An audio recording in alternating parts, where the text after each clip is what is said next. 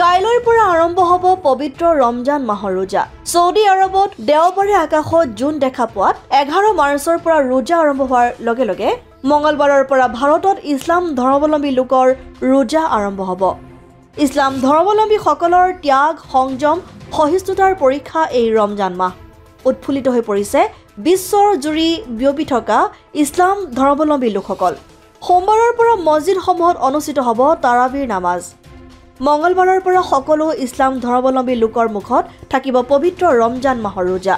সমান্তৰালকৈ চৰাইদেউ জিলাৰ বিভিন্ন মছজিদ জামাতৰ লগতে মথুৰাপুৰ আৰু মথুৰাপুৰ মাজগাঁৱৰ জামাতেও ৰমজানৰ ৰোজাৰ বাবে মছজিদত ৰং তেল সানি মছজিদ সজাই ৰমজানৰ ৰোজাৰ বাবে প্ৰস্তুতি চলোৱা পৰিলক্ষিত হৈছে। কষ্ট আৰু ত্যাগৰ মাহ এই ৰমজান মাহ। এই মাহ আল্লাহৰ সান্নিধ্য লাভ কৰাৰ মাহ। এই মাহ হৈছে আল্লাহ পাকৰ অশেষ দয়াৰ মাহ। এই মাহ ৰহমত আৰু বৰকতৰ মাহ বুলি জনবিশ্বাস আছে। ইছলাম ধৰ্মাৱলম্বী লোকসকলে এমাহ ৰোজা অৰ্থাৎ উপবাসে থাকি প্ৰেম ভাতৃত্বৰ নিদৰ্শন দাঙি ধৰা দেখা পোৱা যায়।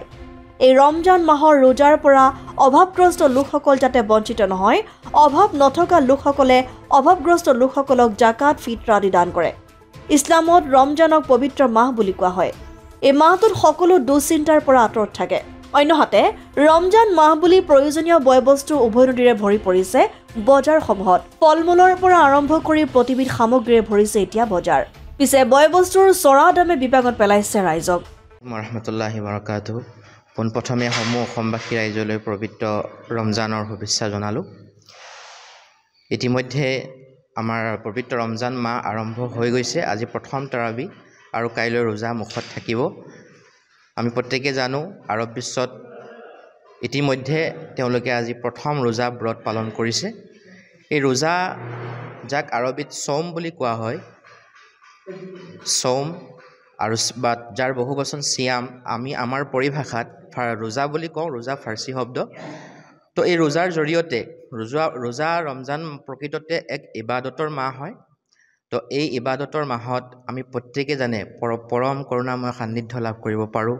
তাৰ বাবে আমি ইবাদত বন্দেগীত নিজকে মগ্ন ৰাখিম। লগতে ইয়াৰ সামঞ্জস্যতা বজাই ৰাখি আমি আৰ্তজনক সহায় কৰিম। ৰমজান ত্যাগৰ মাহ, সহানুভূতিৰ মাহ, সহিষ্ণুতাৰ মাহ।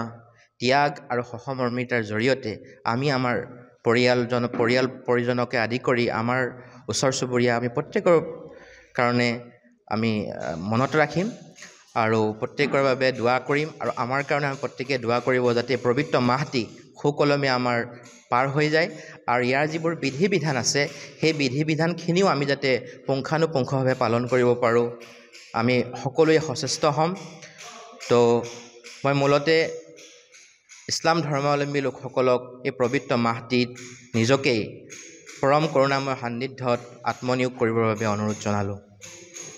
মথুৰাপুৰৰ পৰা ইছলাম আহমেদৰ ৰিপৰ্ট, অসম আদিত্য।